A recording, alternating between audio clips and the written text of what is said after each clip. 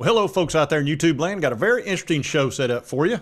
All right, we're going to talk about Michigan's, the NCAA update and their cheating scandal. And we're going to talk about Vols versus Wofford, the NCAA tournament. And I think we're going to be seeing some granny shots coming at us here pretty soon. So we're going to talk all about that. First, let's get into this Michigan update. And the reason this matters, there's been a lot of talk about, of course, the NCAA and Michigan are fighting. They're trying to come to a conclusion on this cheating scandal with Connor Stalions, the sign stealer guy, Jim Harbaugh, and all these folks that are involved that have been either directly involved or involved on some level. We know there's a possibility of show cause for certain individuals. And then, of course, penalties. And are they going to be able to keep their national championship or not? Are they going to have to vacate a bunch of wins? That's all up in the air at this point, but Warde Manuel finally came out and talked. However, we did see this come out a few days ago. This came out on March 13th. This is Buckeye Scoop. They've been keeping track of this as much as anybody, and this was a breaking report from them since Michigan has offered the NCAA a one-year postseason ban along with show causes, I think that's causes, fines, and suspensions in their negotiations. The NCAA quickly rejected the offer, but this still marks the first time Michigan has proposed vacated wins or a postseason ban. Now, I don't know who told them this, where they got the information or not. So this isn't 100% backed up as far as what I can tell. However, they've been right a lot. So we'll see. It's interesting. But right after that, Warde Manuel comes out a few days after and says this. He said he has not had any conversations with the NCAA about a potential postseason ban stemming from the NCAA investigation into alleged or impermissible scouting, according to 247 Sports. Please disperse. Nothing to see here, please. Michigan, we know they've already received the notice of allegations. They have responded, and they said there was a lot of overreach, etc.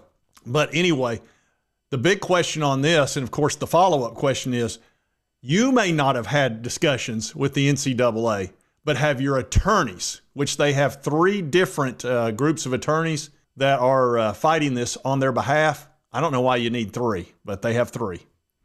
Anyway, I don't know that the athletic director would be directly involved in those conversations. I would think he would be on the back end of that, and that the attorneys would be working all through that. Because here's the thing, your athletic director is the front man of your entire department. You really want to keep him insulated, or at least you should keep him insulated until the proper time, because they've got a spring portal coming up. And if they come out and say, oh, we got a 2-year bowl ban, we're going to have to give up all these, blah, and all of a sudden the spring portal pops up, a bunch of guys might leave. So that would be really stupid. Doesn't mean that's what's happening. I'm just saying I would use my head a little bit on that, and I'm sure they are. He talked about how we didn't have any conversations. He said, what I can point to is that Charlie Baker, when we won the championship, said that we won it fair and square. Then he said, at the end of the day, no one believes at this point that Michigan didn't win the national title fair and square, Baker said after Michigan's national title, as alluded to by Manuel. And he also said that he thinks there'll be a final report by the end of the summer, and they've accused the NCAA of grossly overreaching, wildly overcharging. And they also said out of the 52 games involving Michigan opponents that Stalions allegedly scouted, only one was attended by Stalions himself. I guess they're talking about the Central Michigan game where he was in the Central Michigan outfit with the shirt and all that. He claims he doesn't remember whether or not he was. This is a guy that was supposedly could remember 3,000 signs, but he couldn't remember if he put on Central Michigan shirt, hat, had special glasses, and watched the entire show from the sideline. Allegedly. On their sideline. So that's a weird memory, I got to be honest. 8 of the other games were attended by Michigan staff members. He said, while others were attended by friends and family, they said, which is not a violation. They also said much of the sign-stealing operation was achieved through legal avenues and not in a way that would provide an unfair advantage. No, having other people's signs and signals wouldn't be an advantage at all. Imagine knowing whether or not somebody's going to throw or run. Imagine knowing what defense somebody's set up in. That wouldn't help at all. All I would do as an offensive play caller or quarterback is just go to the exact play that will kill that defense. Or if on the defensive side, I know they're going to run the ball up the middle, I wonder if that would help my middle linebackers any or my safeties. Maybe just a skosh, maybe just a little bit. Now, if you know anything about the Connor Stalions thing, Jim Harbaugh, prior to Stalions showing up, his overall record was 49-26.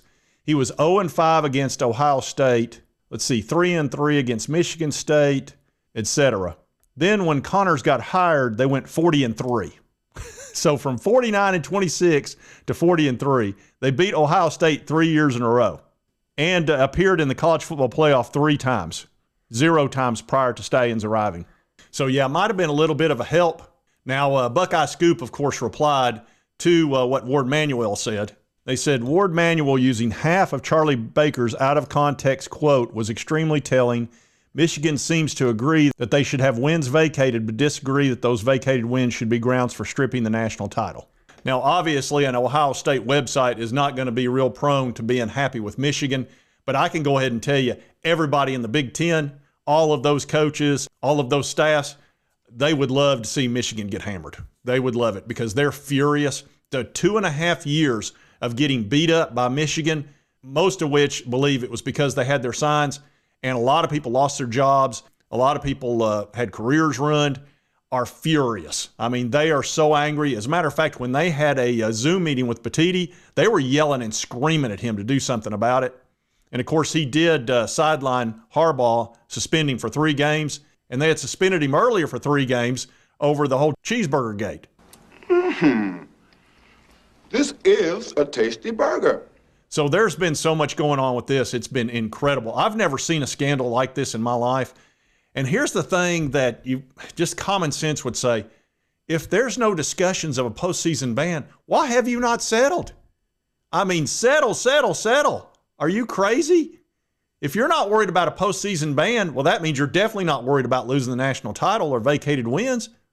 Just settle it. You know, they'll probably want a dozen, 2 dozen of scholarships, probably $8 to $10 million, which y'all can handle, and just pay that and be done with it. It's probably not because it's that. It's probably because they're going to knock the crap out of you. We'll see what happens. Look, the NCAA doesn't really have much choice here. They're going to have to hit them. Otherwise, they're done because they have no power with NIL. They have been crucified in court over and over that. So their only power is they can control whether somebody's got a fair playing field or not. And this is right in their wheelhouse. We'll see what they do. It's not the 1980s. You're not going to give them the death penalty, but I expect them to hit them and hit them hard. Whether or not they get to keep that natty, we'll find out probably again by the end of the summer. But this back and forth has been pretty incredible. And there's your update. Ward's saying that. But again, that could be plausible deniability, which any athletic director should have. If you're going to be the face of the program, you cannot go out there and just boom, oh, we're going to get hammered here just a little bit. Because half their players would leave in the spring portal if they know they can't play in the postseason for like 2 years. Are you kidding? So I can't blame you for that. And who knows, maybe they won't get hammered. Crap, you never know with the NCAA these days. This is not 1985 where they would have just come in there and pummeled them. So there's your update. Some of you will like this update. Some of you will hate it. That's okay. Because believe me, if I knew the answers, I'd tell you. I'd be one of the first to tell you. You sure about that? But right now, I'm not sure. Now we're going to talk about the NCAA basketball tournament. We'll talk about the bracket a little bit. And also, Tennessee's playing Wofford, which is a team out of Cali. And we may get to see a granny shot. Their center shoots the ball granny style, which you never see. There used to be a guy by the name of Rick West, I think, back in the 70s, that shot him that way, and he shot like 95%. But this guy's, I think, a terrible free throw shooter. Now we're going to take a look at how he shoots, and you'll see. Doink, I ain't made that one. And here's Rick Barnes. He was actually working on this himself. I guess he figured, hey, I'm going to be seeing these guys. I might as well get ready. Here, see how he does. Oh, he got lucky. It went in. Look at him. He's so proud. Now, look, I don't care how you shoot the ball from the free throw line. If it goes in, it goes in. So if he wants to do granny, that's fine. But I've never seen it in the last, 20 years. I always thought that Shaq should shoot it that way, but his pride probably wouldn't let him. But look, you got to get the ball in the hole somehow from the free throw line. And let's take a look at his numbers. Here you go. His name is Filewich, and he shoots the ball from, Let's see his free throws. Yeah, it's right here. 31.8%. Good grief. That is bad. Their leading scorer is Corey Tripp, a guard, but Filewich is their second leading scorer with 11.9 points per game. Just not obviously from the free throw line. Let's see. He's attempted, God, they've been fouling the crap out of him, 132 times. So he's not made very many. Free throws made 42. So there you go. And this game is Thursday, which is tomorrow at 6:50. I had told y'all 3 o'clock because that originally was what was reported a few days ago, but it's 6:50 p.m. And it says all times are Eastern time. So that's according to Google. So yeah, I did make a mistake on that one. It's what Google said. All right, now here's what to expect out of this team. They're going to shoot a lot of threes. They're going to try to slow the game down, and they're going to try to hit the boards on the offense. They're big-time offensive rebounders. Now, defense, they're crappy. It's going to be the worst defense we've faced all year. They're ranked 231st out of like 300. So we've not even seen a team like that. So we should be able to have our way offensively, get plenty of open shots, et cetera. They're not going to put a ton of pressure on us. And they're going up against Tennessee's defense, which is the #1 defense against three-pointers. And, of course, we will suffocate you. So they're going to have a tough time scoring. The key is whether or not we are effective on the offensive side. Now, again, if Wofford gets a bunch of open shots or they get hot, they can make the threes. They shoot like 34%, which is not a bad three-point number, but half their shots will be three-pointers. Just realize that. They took 966 three-pointers this year and made 329 of them. So this should be a pretty interesting game. I think the Vols are favored by like 19 points. They're fully expected to win. We've played Wofford 8 times. We're 8-0 against them. Last time we played them, we beat them by 21. They also played Duke this year, got beat by 50.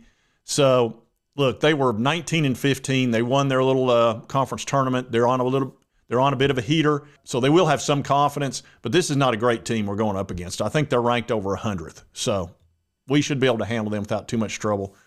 Barring something awful like, what are the odds of that? That'd be like East Tennessee State beating the Tennessee baseball team or something. I mean, nothing crazy like that's going to happen, right? Anyway, I think we'll handle them just fine. And, of course, if we beat Wofford, we'll play either UCLA or Utah State, which would be 2 days later. And then we'd play either Illinois or Kentucky or somebody along those lines. Here's Clemson. They're playing McNeese State. That should be an interesting game. This should be a great game. Gonzaga versus Georgia. Houston versus Suiowa Cougars. Trying to see if there's any other big games. Mississippi State versus Baylor should be pretty interesting. There's Oregon versus What is it with Liberty, man? They just good at everything, aren't they? Auburn should pummel Alabama State. That's a good game there, Louisville versus Creighton. Ole Miss versus North Carolina. That should be a great game. North Carolina snuck in. Thanks to old Bubba. Bubba got him in there, got him an extra $100,000 too. My opinion. And here's Missouri playing Drake. That should be a good game. So the first games will be Thursday, Friday. Next games will be Saturday and Sunday. So a ton of basketball coming up. For the March Madness people, this is their favorite time of the year. It's the Jelly of the Month Club every day. Clark, that's the gift that keeps on giving the whole year. That it is, Edward. So should be a lot of fun. Can't believe my Tennessee Vols got beat by ETA. You know what? If we're going to get beat by a team in baseball after a 20-0 run, I'm okay with it being East Tennessee State. I'm fine with that. If you're going to lose to somebody, might as well be a team that's close by.